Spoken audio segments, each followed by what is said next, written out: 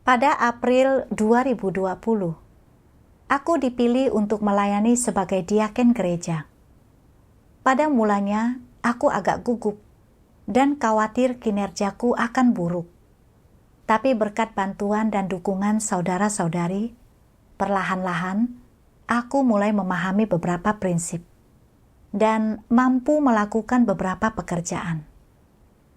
Belakangan, aku dipilih menjadi pemimpin gereja dan mengawasi lebih banyak pekerjaan. Terkadang, pemimpin atasanku sangat memujiku. Misalnya, dia berkata dia tidak perlu khawatir saat menugaskanku suatu pekerjaan. Padahal dia harus mengawasi orang lain yang diberi pekerjaan yang sama. Ini membuatku berpikir bahwa kinerjaku cukup baik. Lalu, seorang saudara yang pernah kusirami yang bernama Christopher dipilih menjadi seorang pemimpin gereja. Kualitas Christopher biasa saja, tapi dia suka memberitakan Injil, dan hasilnya pun cukup bagus. Aku senang saat dia terpilih karena itu mencerminkan kecakapanku. Mengingat akulah yang menyirami dan membina dia. Pada Juni 2022, aku pergi untuk memeriksa pekerjaan Injil di suatu desa. Christopher tidak bisa datang secara pribadi karena masalah keamanan. Jadi dia menemaniku secara daring. Dia menanyakan situasi di desa kepadaku, dan ini dapat membantu kami mengidentifikasi masalah dan menyelesaikannya dengan tepat waktu. Namun saat itu kupikir, karena dia baru beriman dan baru saja menjadi pemimpin, mungkin dia tidak cakap dalam melakukan pekerjaan. Sudah 2 tahun aku menjadi pemimpin, dan aku telah memahami beberapa prinsip. Apalagi, aku sendirilah yang menyirami Christopher. Jadi aku tak ingin bermitra dengannya dan tak ingin dia berpartisipasi dalam pekerjaan yang kuawasi. Suatu hari, Christopher mengirimiku pesan. Apa rencanamu untuk desa itu ke depannya? Ayo kita diskusikan saat kau punya waktu luang. Aku merasa sedikit bertentangan saat melihat pesan itu. Baru saja beberapa hari, dan kau sudah menanyakan perkembangan pekerjaanku. Mana bisa secepat itu? Lagi pula, proyekku bukan cuma ini. Aku tidak ingin membahas persoalan ini lebih lanjut dengannya. Jadi, aku hanya membalas. Aku baru saja tiba dan belum mulai membuat rencana. Dia membalas, kalau begitu, kau harus mulai membuat rencana sesegera mungkin. Sewaktu melihat pesannya, kupikir, apakah proyek ini bisa berhasil kalau aku membiarkan orang yang kualitas dan pengalamannya tidak sebanyak aku bertindak sebagai mitraku? Aku tidak senang dengan semua ini. Setelah itu, saat Christopher menanyakan perkembangan terbaru pekerjaanku, aku hanya ingin mengabaikannya. Aku sangat jarang membahas pekerjaan dengannya. Kurasa itu tidak ada gunanya, dan pada akhirnya, aku sendirilah yang harus melakukan semuanya. Jadi, aku mengatur sendiri semua pekerjaan di desa. Suatu ketika, Christopher mengirimiku pesan yang isinya. Ada beberapa petobat baru di desa tetangga yang tidak mau memberitakan Injil karena takut ditangkap. Sebelumnya mereka sangat bersemangat, tapi belakangan ini mereka tidak lagi menghadiri pertemuan. Bisakah kau membantu mereka? Saat membaca pesan darinya, Kupikir, tidak perlu kau beritahu. Tentu saja mereka butuh dukunganku.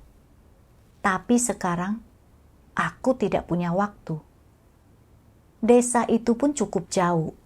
Tidak semudah sekadar bangun lalu pergi. Lagi pula, akulah yang pada akhirnya akan pergi, bukan kau. Kau tidak melakukan apa-apa. Jadi tidak ada gunanya berdiskusi denganmu. Aku punya ide dan rencanaku sendiri untuk proyek ini. Akan kulakukan sesuai dengan jadwalku. Aku tak butuh dibimbing dan diperiksa olehmu. Jadi, aku membalas. Aku belum punya waktu untuk pergi. Para petobat baru itu bekerja pada siang hari. Dan jadwalnya belum cocok. Balasan Christopher hanya sebuah kalimat. Oh, baiklah kalau begitu. Saat itu, kurasa dia merasa dibatasi olehku.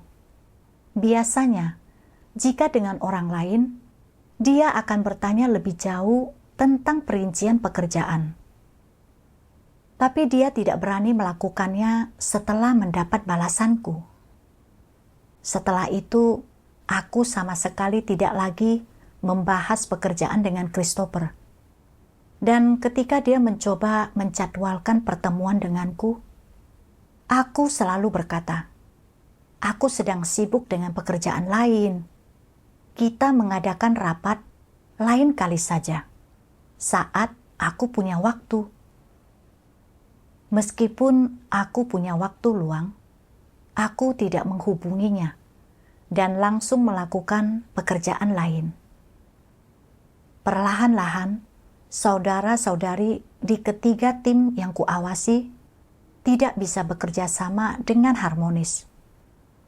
Mereka hanya melakukan pekerjaan masing-masing dan jarang berdiskusi. Suasana pertemuan kami tidak semeriah gereja-gereja lain, dan hasil pekerjaan Injil kami pun buruk. Saat itu, aku sedikit sadar bahwa ini karena aku belum bekerja sama dengan Christopher, dan Tuhan sedang mengingatkanku dengan cara ini. Tapi aku hanya membuat alasan. Bukannya aku menghindari bekerja sama dengannya, tapi ada pekerjaan lain yang kulakukan, dan aku tak punya banyak waktu untuk berdiskusi dengannya. Setelah itu, aku melanjutkan pekerjaan sendirian. Suatu ketika, Christopher mengundangku untuk mengadakan rapat bersama pengawas dari ketiga tim, guna membahas dan mempersekutukan masalah dalam tugas kami. Christopher merujuk pada firman Tuhan dan berkata, Firman Tuhan berkata, saat menemukan halangan dalam tugas, kita seharusnya berhenti sebentar untuk membahas masalahnya dan mengidentifikasi apakah ada penyimpangan. Sekarang, kita tidak bekerja sama dengan harmonis. Semua orang bekerja masing-masing. Kita tidak sepikiran, dan kita belum sepenuhnya mendukung saudara-saudari. Ini yang membuat perkembangan pekerjaan kita terhambat. Kedepannya, kita harus lebih banyak berkomunikasi, berdiskusi, dan bekerja sama agar pekerjaan terselesaikan dengan baik. Dia dan yang lainnya juga bersekutu tentang cara-cara penerapan yang baik yang dilakukan gereja lain. Tapi aku tidak ingin mendengarkan dan terus bekerja dengan caraku sendiri. Akibatnya, pekerjaan yang kuawasi tidak membuahkan hasil apapun selama 3 bulan penuh. Kemudian, 5 orang pejabat pemerintah datang ke desa tempatku tinggal untuk menanyaiku, mencoba mencari teleponku, dan memperingatkanku bahwa jika mereka mendapatiku menyebarkan Injil di desa, mereka akan mengirimku ke pemerintah distrik untuk ditangani. Aku sedikit terkejut akan kejadian itu dan berpikir, mengapa ini bisa terjadi? Beberapa bulan ini hasil tugasku buruk dan aku jarang membahas pekerjaan dengan Christopher. Apakah Tuhan sedang menggunakan situasi ini untuk mengingatkanku agar belajar dari rintangan ini? Kalau aku tidak merenung dan memperbaiki kesalahanku, mungkin tak lama lagi aku tidak akan melakukan tugas ini lagi. Suatu hari di akhir bulan Agustus, aku bertemu secara daring dengan beberapa rekan kerja untuk membahas mengenai haruskah aku meninggalkan desa. Seorang pemimpin tim menanyaiku, selama 3 bulan terakhir ini, kau belum mendapatkan hasil. Menurutmu apa penyebabnya? Kujawab, aku tak tahu. Pemimpin tim itu lalu berkata, bukankah kau seharusnya sedikit merenungkan masalah ini? Saudara-saudari berkata, kau bertindak semaumu dan tidak bekerja sama dengan orang lain. Kau juga tidak ada saat mereka mencarimu untuk membahas pekerjaan.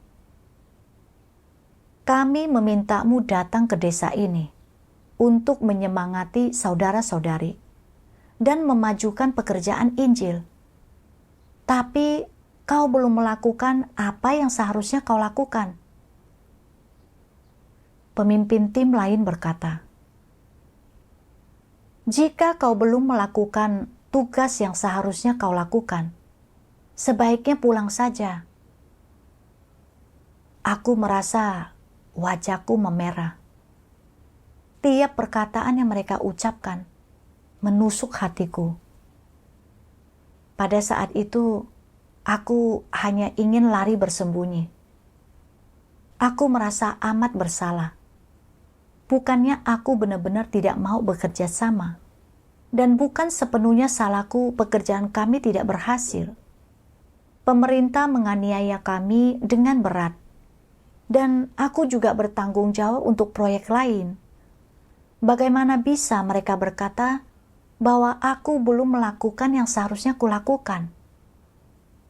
Pemimpin tim bertanya, apakah aku punya ide?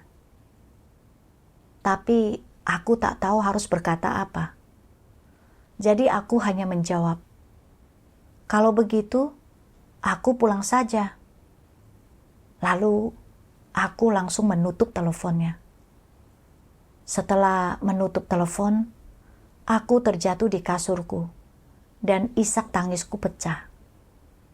Kata-kata para pemimpin tim terus terngiang-ngiang di benakku. Untuk apa kau masih di sini kalau kau belum melakukan yang seharusnya kau lakukan? Dan jika kau belum melakukan tugas yang seharusnya kau lakukan, sebaiknya pulang saja. Makin kupikirkan, makin tertekan aku. Selama beberapa hari berikutnya, aku terus-menerus berdoa kepada Tuhan. Pemimpinku pun bersekutu bersamaku dan mendukungku. Ini membuat pikiranku tenang, dan aku bisa merenungkan keadaanku saat itu. Kupikir, belakangan ini aku melakukan semuanya sendirian. Aku meremehkan Christopher dan tak mau mendiskusikan pekerjaan bersamanya. Ketika dia berusaha membahas pekerjaan bersamaku, aku selalu berkata bahwa aku sibuk. Sebenarnya, aku hanya tidak mau dia ikut campur dalam pekerjaanku. Aku benar-benar terperosok dalam watak rusakku dan menunda pekerjaan. Tapi ketika dipangkas, aku membantah dan tak punya sedikit pun nalar. Aku memikirkan perkataan saudara-saudari bahwa aku bertindak sewenang-wenang dalam tugasku. dan tidak mendiskusikan pekerjaanku dengan orang lain. Ini masalah yang terlampau serius. Jadi, aku mencari ayat yang cocok dari firman Tuhan untuk kubaca. Tuhan yang Maha Kuasa berfirman, di luarnya, beberapa antikristus mungkin terlihat memiliki asisten atau rekan sekerja. Tetapi ketika sesuatu benar-benar terjadi, antikristus tak pernah mendengarkan apa yang orang lain katakan. Seberapapun benarnya perkataan mereka, mereka bahkan tidak memikirkannya, apalagi mempersekutukannya. Mereka sama sekali tidak memperhatikannya, seakan-akan orang lain ini tidak ada di sana. Ketika antikristus mendengarkan apa yang orang lain katakan, mereka hanya bersikap asal-asalan atau berpura-pura agar dilihat orang. Keputusan akhir antikristuslah yang harus tetap ditaati. Perkataan orang lain tidak perlu diperhatikan, sama sekali tidak penting. Sebagai contoh, ketika dua orang bertanggung jawab atas sesuatu, dan salah satunya memiliki esensi antikristus, apa yang diperlihatkan dalam diri orang ini? Dalam hal apapun, mereka sendirilah yang memulai, yang mengajukan pertanyaan, yang menyelesaikan masalah, dan yang memberikan solusi. Dan seringkali, mereka merahasiakannya dari rekan sekerja mereka. Apa pandangan antikristus terhadap rekan sekerja mereka? Di mata antikristus, orang-orang itu bukan wakil mereka, melainkan hanya hiasan. Di mata antikristus, rekan sekerja sama sekali tak perlu dianggap sebagai rekan sekerja. Setiap kali ada masalah, antikristus memikirkannya. Dan begitu mereka memutuskan suatu tindakan, mereka memberitahu semua orang bahwa dengan cara inilah hal tersebut harus dilakukan, dan tak seorang pun diizinkan untuk mempertanyakannya. Apa esensi dari kerjasama mereka dengan orang lain? Esensinya adalah untuk menjadi penentu keputusan, tidak pernah mendiskusikan masalah dengan orang lain, menjadi satu-satunya penanggung jawab pekerjaan, dan menjadikan rekan sekerja mereka hanya sebagai hiasan. Mereka selalu bertindak sendiri dan tidak pernah bekerja sama dengan siapapun. Mereka tidak pernah mendiskusikan atau membicarakan pekerjaan mereka dengan orang lain. Mereka seringkali membuat keputusan sendiri dan menangani masalah seorang diri. Dan dalam banyak hal, orang lain baru mengetahui bagaimana masalah diselesaikan atau ditangani setelah masalah itu selesai. Orang lain memberitahu mereka, semua masalah harus didiskusikan dengan kami. Kapan engkau menangani orang itu? Bagaimana caramu menangani dia? Mengapa kami tidak mengetahuinya? Mereka tidak memberikan penjelasan ataupun memperhatikan. Bagi mereka, rekan sekerja mereka sama sekali tidak ada gunanya dan hanya merupakan dekorasi atau hiasan. Ketika sesuatu terjadi, mereka memikirkannya, mengambil keputusan sendiri, dan bertindak sesuka hati mereka. Sebanyak apapun orang-orang yang ada di sekitar mereka, seakan-akan orang-orang ini tidak ada di sana. Bagi antikristus, orang-orang ini bisa dianggap angin lalu. Oleh karena hal ini, adakah sesuatu yang nyata yang dihasilkan dari kerja sama mereka dengan orang lain? Sama sekali tidak. Mereka hanya bersikap asal-asalan dan berpura-pura. Orang lain berkata kepada mereka, "Mengapa engkau tidak bersekutu dengan orang lain ketika engkau menemukan masalah?" Mereka menjawab, "Apa yang mereka ketahui? Aku pemimpin tim. Terserah aku untuk memutuskan." Yang lain berkata, "Dan mengapa engkau tidak bersekutu dengan rekan sekerjamu?" Mereka menjawab, "Kukatakan kepadanya, dia tidak memiliki pendapat." Mereka menggunakan orang lain yang tidak memiliki pendapat atau tidak dapat berpikir sendiri sebagai alasan untuk mengaburkan fakta bahwa mereka sedang bertindak sekehendak mereka sendiri. Dan setelah beralasan seperti ini, mereka sama sekali tidak memeriksa diri mereka sendiri. Tidaklah mungkin bagi orang seperti ini untuk menerima kebenaran. Inilah masalah dengan natur antikristus. Tuhan menyingkapkan bagaimana antikristus bertindak dengan semaunya, tidak bekerja sama dengan orang lain, membuat keputusan sendiri, menentukan semuanya sendiri, tidak membahas pekerjaan bersama mitra mereka, dan langsung bertindak setelah memutuskan sendiri. Mereka tidak menerima saran baik yang diberikan orang lain, dan sering meremehkan orang lain, menganggap bahwa ide mereka cemerlang. Dalam pandangan antikristus, mitra hanyalah kebisingan latar belakang atau alat peraga pada lokasi syuting. Aku sadar bahwa aku bertindak seperti antikristus.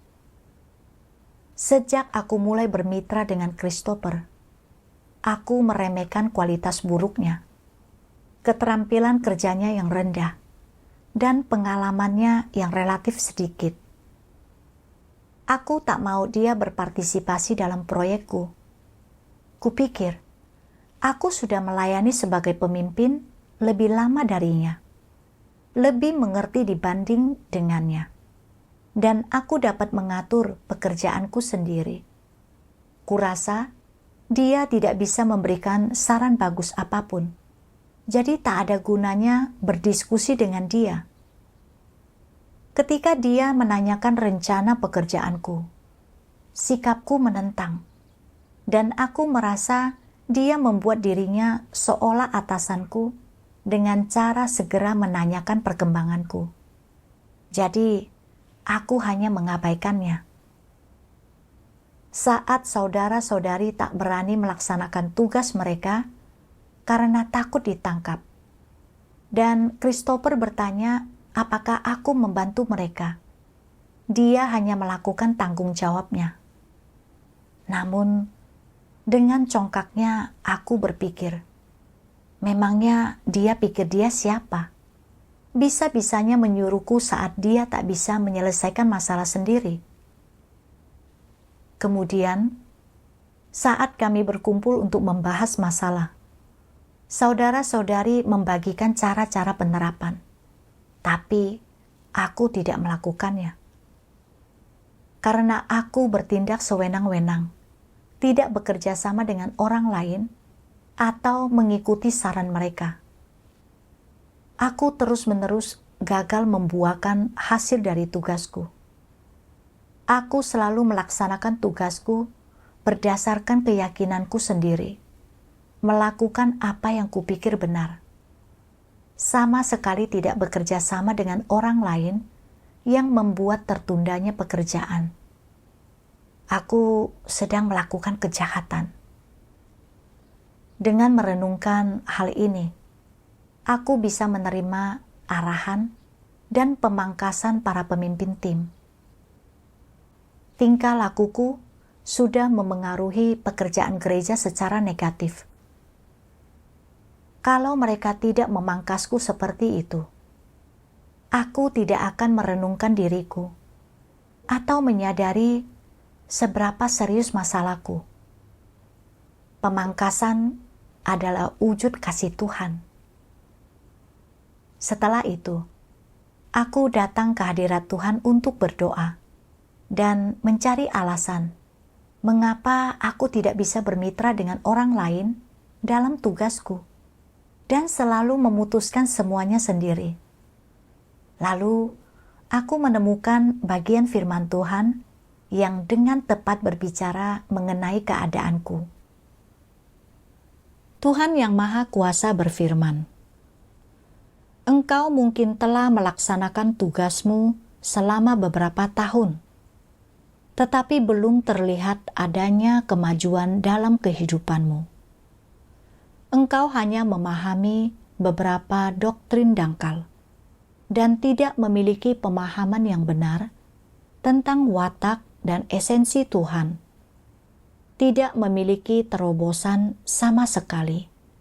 Dan jika inilah tingkat pertumbuhanmu sekarang ini, apa yang akan cenderung kau lakukan? Penyingkapan kerusakan apa yang akan kau perlihatkan? Kecongkakan dan kesombongan. Apakah kecongkakan dan kesombonganmu akan meningkat, ataukah tetap tak berubah? Akan meningkat. Mengapa itu akan meningkat? Karena kami akan menganggap diri kami sangat berkualitas. Dan dengan dasar apa orang menilai level kualitas mereka? Berdasarkan pada sudah berapa tahun mereka melaksanakan tugas tertentu. Sudah sebanyak apa pengalaman mereka, bukan? Dan ketika orang merasa seperti ini, bukankah mereka akan mulai secara berangsur memikirkan senioritas? Sebagai contoh, ada seorang saudara telah percaya kepada Tuhan selama bertahun-tahun dan melaksanakan suatu tugas untuk waktu yang lama. Jadi, dia adalah orang yang paling memenuhi syarat untuk berbicara. Ada seorang saudari belum lama berada di sini, dan meskipun dia sedikit berkualitas, dia belum berpengalaman dalam melaksanakan tugas ini, dan belum lama percaya kepada Tuhan. Jadi, dia adalah orang yang paling tidak memenuhi syarat untuk berbicara. Orang yang paling memenuhi syarat untuk berbicara berpikir dalam hatinya, "Karena aku memiliki senioritas, itu berarti pelaksanaan tugasku memenuhi standar, dan pengejaranku telah mencapai puncaknya, dan tidak ada yang perlu kuperjuangkan atau kumasuki. Aku telah melaksanakan tugas ini dengan baik. Bisa dikatakan, aku telah menuntaskan pekerjaan ini. Tuhan pasti dipuaskan." Dengan demikian, mereka pun mulai makin berpuas diri. Apakah ini menunjukkan bahwa mereka telah masuk ke dalam kenyataan kebenaran? Mereka tidak lagi mengalami kemajuan.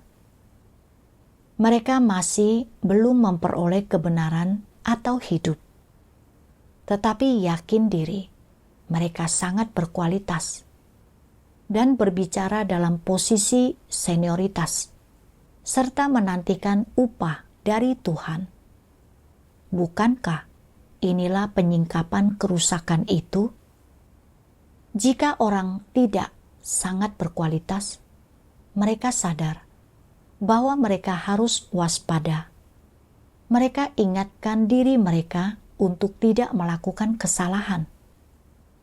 Begitu mereka yakin bahwa mereka sangat berkualitas, mereka pun makin congkak.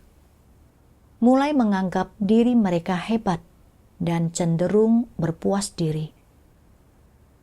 Pada saat-saat seperti itu, bukankah kemungkinan besar mereka akan meminta upah dan mahkota dari Tuhan? Seperti yang Paulus lakukan?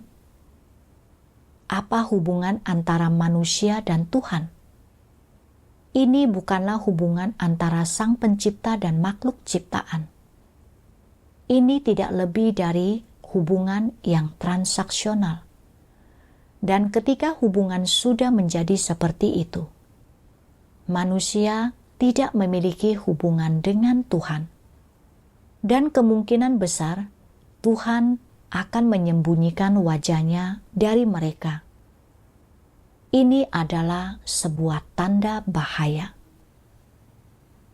Tuhan menyingkapkan, bila seseorang tidak mengejar kebenaran dan tidak memahami dirinya sendiri, mereka akan berpikir bahwa mereka punya modal dan pengalaman setelah melaksanakan tugas selama suatu waktu dan akan mulai mengandalkan senioritas mereka. Menganggap rendah orang lain, memperlihatkan kecongkakannya, gagal mencari prinsip kebenaran, dan tidak bekerja sama dengan orang lain dalam tugas mereka. Bertindak sewenang-wenang, berbuat sesuka hati, dan menempuh jalan yang menentang Tuhan. Sejak aku percaya kepada Tuhan, aku selalu melaksanakan tugas dan telah menjadi pemimpin selama 2 tahun. Kupikir, aku sudah lama beriman. Aku punya kemampuan kerja yang baik dan cukup berpengalaman. Maka aku menjadi congkak. Aku sangat senang saat membina orang lain dan memeriksa pekerjaan mereka. Tapi aku tidak senang saat Christopher menjadi mitraku dan mulai ikut serta dalam pekerjaanku. Aku terus berpikir bahwa akulah yang menyirami dan membinanya, bahwa kualitasnya lebih rendah dibanding denganku. Dan dia baru saja memulai dan tak punya banyak pengalaman. Jadi, aku tidak ingin dia ikut serta dalam pekerjaanku. Saat dia menanyaiku tentang apakah aku membantu para petobat baru dan tentang jadwal kerjaku, aku merasa muak dan hanya menjawabnya dengan acuh tak acuh. Aku tak menganggap penting berdiskusi dengannya, dan meskipun kulakukan, dia tak akan memberi saran yang berguna. Kupikir, aku bisa melakukan pekerjaan ini tanpa dia. Jadi aku tak berdiskusi atau bekerja sama dengannya dan membuat kebanyakan keputusan serta pengaturan sendiri. Bagiku, dia hanya sebuah alat peraga. Tuhan menuntut kita untuk belajar bekerja sama dengan orang lain dalam tugas kita. Inilah prinsip penting dalam melaksanakan tugas kita. Tapi aku mengabaikan tuntutan Tuhan dan prinsip di rumah Tuhan. Aku selalu berpikir bahwa aku baik-baik saja sendiri, bisa bekerja sendiri, dan tak butuh bermitra dengan siapapun. Kupikir aku bisa menangani semuanya dan tidak butuh siapapun untuk mengawasi pekerjaanku. Betapa congkak dan sombongnya aku. Watak congkakku membuatku tidak menghargai orang lain dan tidak memberi tempat bagi Tuhan di hatiku. Aku tidak memiliki hati yang takut akan Tuhan dan menempuh jalan permusuhan terhadap Tuhan. Ketika pertama kali tiba di desa, aku sangat beriman dan ingin melaksanakan tugasku untuk memuaskan Tuhan. Tak pernah terpikir olehku bahwa semuanya akan menjadi seperti ini. Bagaimana bisa aku menjadi begitu congkak dan mati rasa? tak sedikit pun kusadari bahwa aku sedang menempuh jalan yang salah. Jika terus seperti itu, aku akan menjadi antikristus yang mengacaukan pekerjaan Tuhan, dan pada akhirnya akan disingkapkan dan diusir oleh Tuhan. Dan setelah itu, berakhirlah kehidupan imanku. Setelah menyadari hal ini, aku merasa sedikit takut. Lalu aku berdoa dalam hati kepada Tuhan. Ya Tuhan, aku telah mengacaukan pekerjaan gereja. Sekarang aku sudah sadar akan kerusakanku dan betapa parahnya masalahku. Aku ingin bertobat. Aku tak ingin menentangmu dengan watak rusakku. Aku juga merenungkan kesalahanku dalam kecenderunganku untuk berfokus pada kualitas orang dan pada pengalaman kerja saat berinteraksi. Aspek apa yang paling penting dalam tugasku? Saat aku kesulitan menjawab pertanyaan ini, aku menemukan bagian lain dari firman Tuhan. Firman Tuhan berkata, "Di rumah Tuhan, apapun yang kau lakukan, engkau tidak sedang mengerjakan usahamu sendiri. Itu adalah pekerjaan rumah Tuhan. Itu adalah pekerjaan Tuhan. Engkau harus selalu mengingat pengetahuan dan kesadaran ini dan berkata, 'Ini bukan urusanku sendiri. Aku sedang melakukan tugasku dan memenuhi tanggung jawabku. Aku sedang melakukan pekerjaan gereja. Ini adalah tugas yang Tuhan percayakan kepadaku, dan aku melakukannya untuk Dia.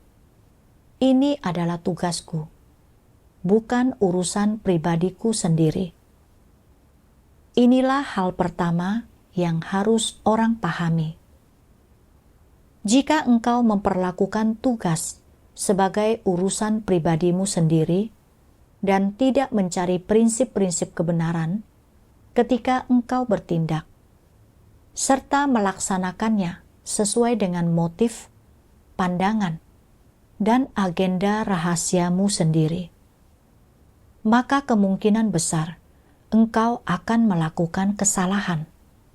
Jadi, bagaimana seharusnya engkau bertindak jika engkau ingin membuat perbedaan yang sangat jelas antara tugasmu dan urusan pribadimu sendiri, dan sadar bahwa ini adalah sebuah tugas?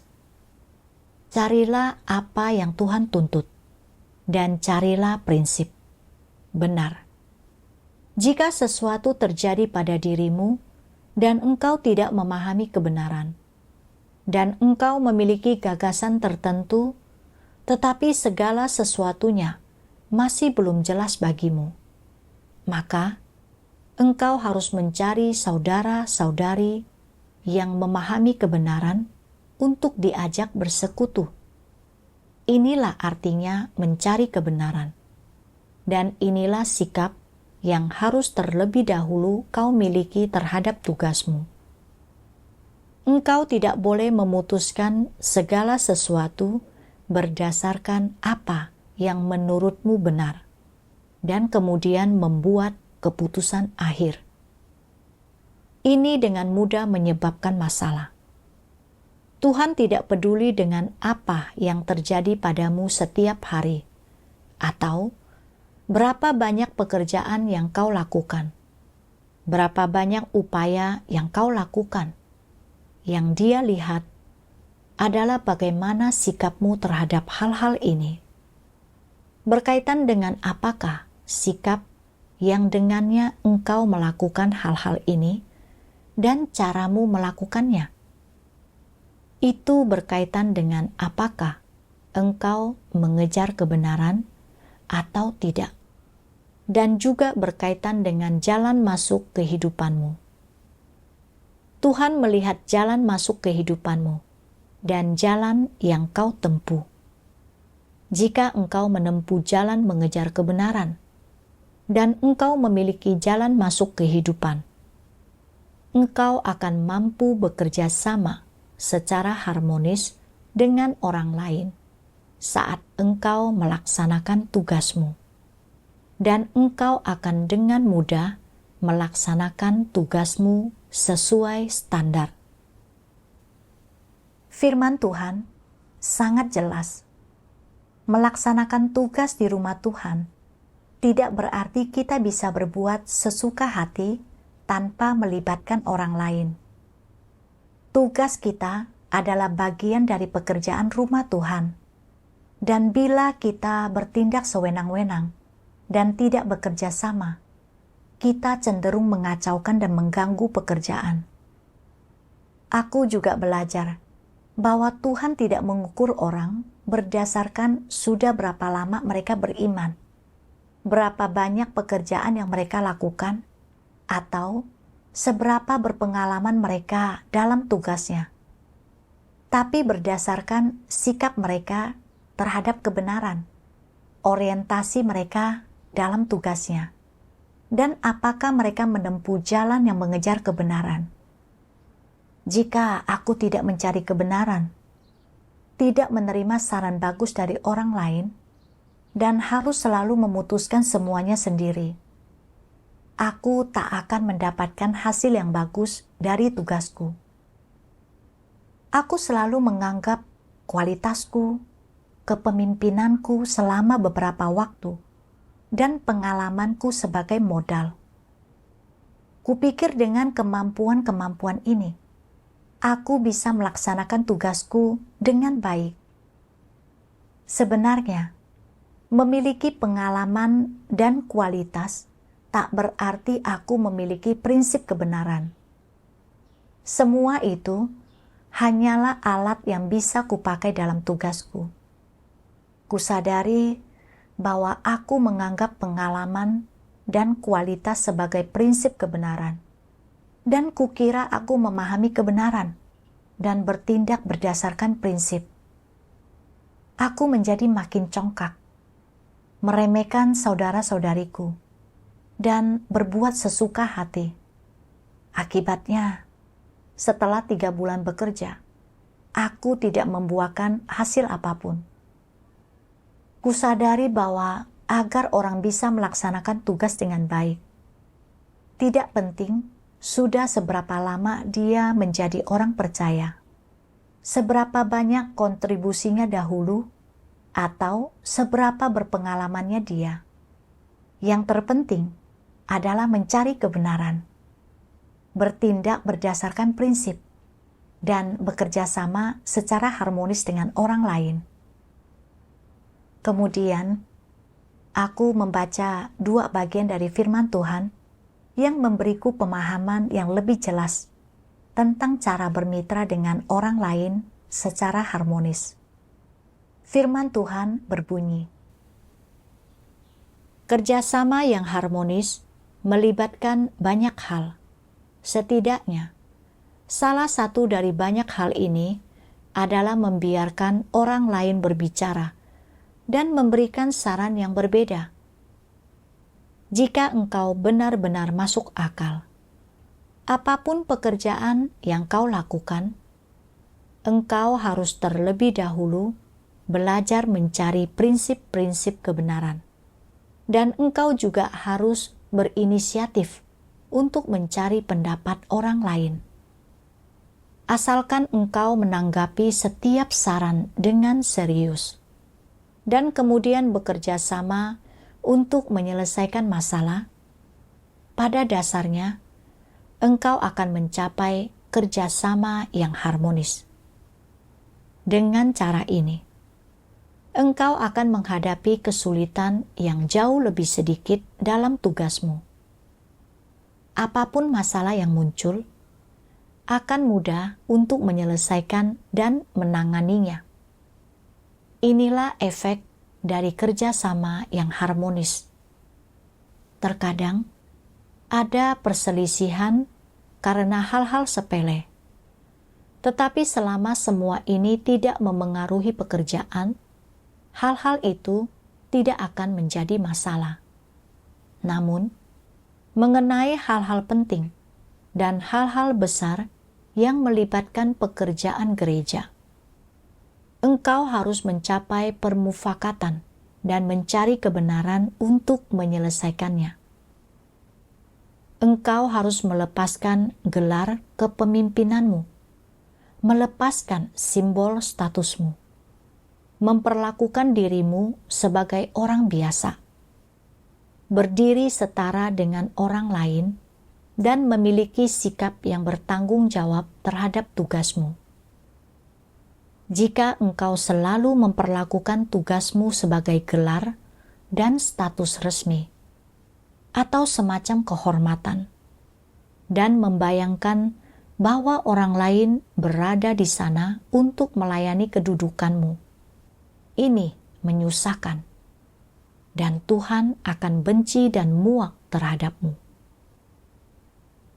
Jika engkau percaya bahwa engkau setara dengan orang lain, bahwa engkau hanya memiliki sedikit lebih banyak amanat dan tanggung jawab dari Tuhan, jika engkau dapat belajar menempatkan dirimu setara dengan mereka, dan bahkan dapat merendahkan diri untuk meminta pendapat orang lain, dan jika engkau dapat dengan sungguh-sungguh, saksama, dan penuh perhatian mendengarkan apa yang mereka katakan, maka engkau akan bekerja secara harmonis dengan orang lain. Efek apa yang akan dicapai oleh kerjasama yang harmonis seperti ini? Efeknya sangat besar. Engkau akan mendapatkan hal-hal yang belum pernah kau dapatkan sebelumnya, yaitu terang kebenaran dan kenyataan hidup. Engkau akan menemukan kebajikan orang lain dan belajar dari kelebihan mereka. Ada hal lainnya. Engkau mungkin menganggap orang lain bodoh, dungu, tolol, lebih rendah daripada dirimu. Tetapi ketika engkau mendengarkan pendapat mereka, atau orang lain membuka diri kepadamu, tanpa disadari, engkau akan mendapati bahwa tak seorang pun sebiasa seperti yang kau pikirkan. Bahwa semua orang dapat memberikan pemikiran dan ide yang berbeda, dan bahwa semua orang memiliki hal-hal yang bisa kau pelajari. Jika engkau belajar untuk bekerja sama secara harmonis, selain membantumu belajar dari kelebihan orang lain, ini dapat menyingkapkan kecongkakan dan sikapmu yang merasa diri benar, dan membuatmu tidak lagi membayangkan dirimu cerdas. Ketika engkau tidak lagi menganggap dirimu lebih cerdas dan lebih baik daripada orang lain, engkau akan berhenti hidup dalam keadaan narsistik dan menghargai diri sendiri ini. Dan itu akan melindungimu, bukan? Itulah pelajaran yang harus kau petik dan manfaat dari bekerja sama dengan orang lain. Apakah menurutmu ada orang yang sempurna, sekuat apapun orang, atau betapapun cakap dan berbakatnya mereka tetap saja tidak sempurna? Orang harus menyadari hal ini. Ini adalah fakta, dan ini adalah sikap yang seharusnya orang miliki agar mampu memperlakukan kekuatan dan kelebihan atau kesalahan mereka dengan cara yang benar. Inilah rasionalitas yang harus orang miliki. Dengan rasionalitas seperti itu, engkau dapat menangani kekuatan dan kelemahanmu sendiri, juga kekuatan dan kelemahan orang lain dengan tepat. Dan ini akan memampukanmu untuk bekerja bersama mereka secara harmonis. Jika engkau telah memahami aspek kebenaran ini dan mampu menerapkan aspek kenyataan kebenaran ini, engkau akan dapat hidup secara harmonis bersama saudara-saudarimu, mampu memanfaatkan kelebihan mereka untuk mengimbangi kekurangan apapun yang kau miliki. Dengan cara ini, tugas apapun yang sedang kau lakukan, atau apapun yang sedang kau lakukan, engkau akan selalu menjadi lebih baik dalam hal itu dan diberkati Tuhan. Dari firman Tuhan, aku sadar bahwa dalam bermitra, kita harus memosisikan diri kita sejajar dengan orang lain, belajar mendengarkan mereka dengan cermat, serta dengan aktif menanyakan apa yang belum kita pahami.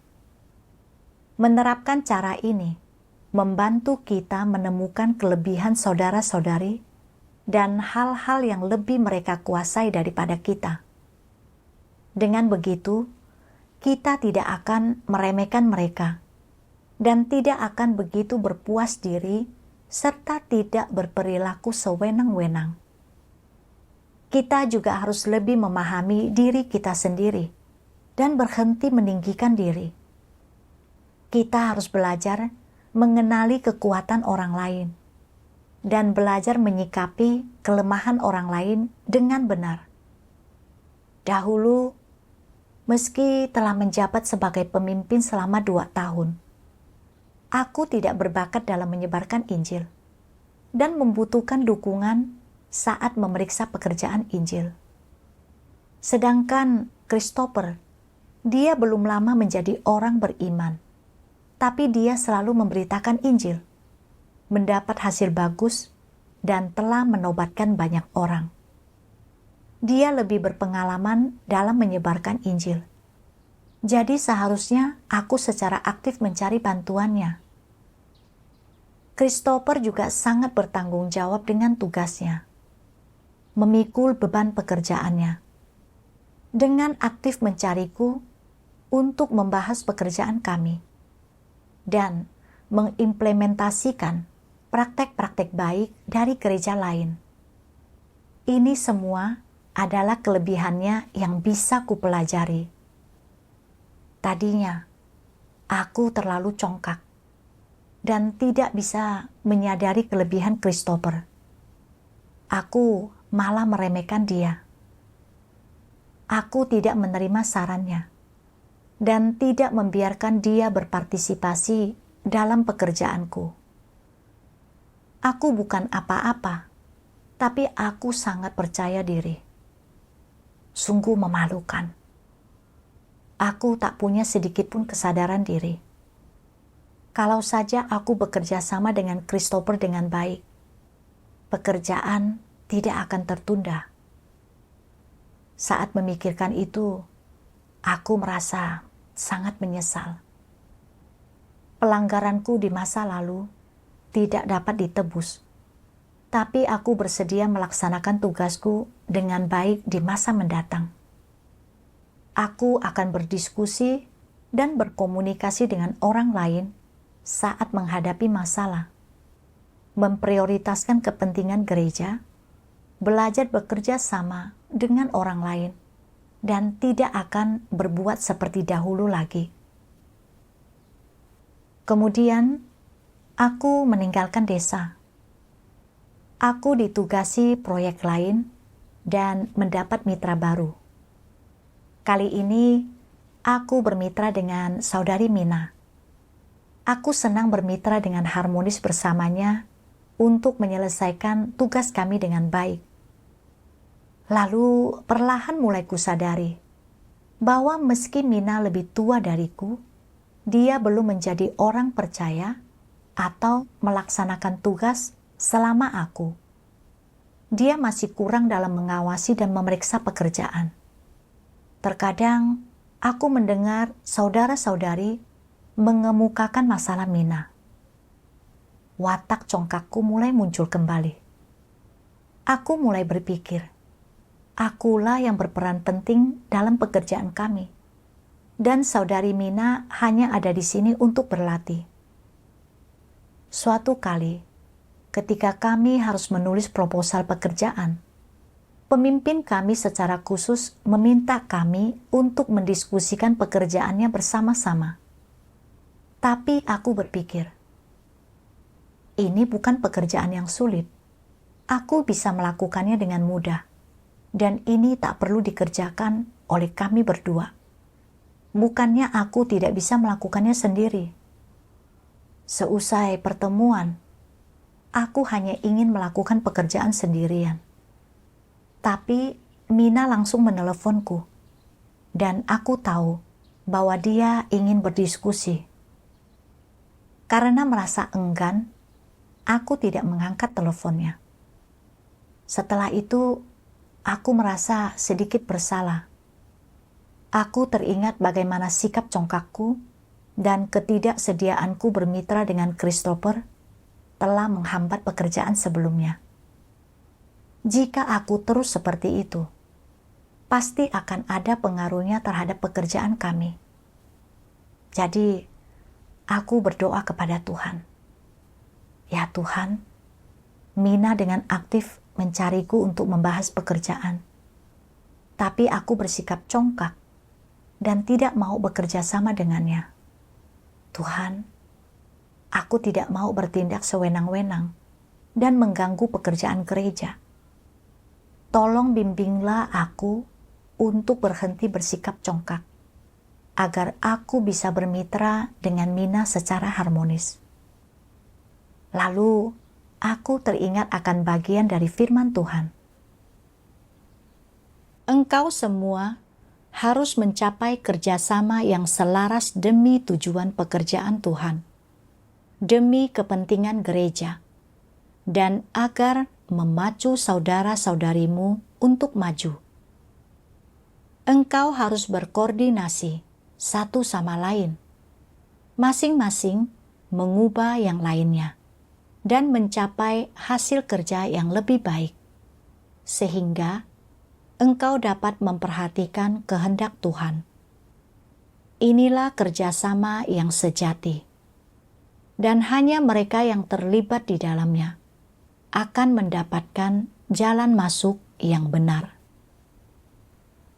Firman Tuhan sangat memengaruhiku. Untuk melaksanakan tugas dengan baik, aku harus belajar bermitra dengan Mina secara harmonis dan berhenti mengikuti watak congkakku dan bertindak sewenang-wenang. Lalu aku menelepon Mina dan membahas pengaturan kerja kami ke depannya. Mina membagikan idenya denganku, dan menurutku idenya sangat bagus, jadi akhirnya kuterapkan. Dalam waktu yang singkat, kami menyusun rencana jauh lebih cepat daripada yang bisa kulakukan sendiri sebelumnya. Aku sangat senang. Itu bukan pencapaian yang besar, tapi luar biasa rasanya bisa menyangka diriku dan menerapkan berdasarkan firman Tuhan. Setelah itu, aku belajar untuk bermitra dengan saudara-saudari lain. Dan ternyata pekerjaan kami mendapat hasil yang lebih bagus setiap bulannya. Aku sangat bersyukur kepada Tuhan dari hatiku yang terdalam.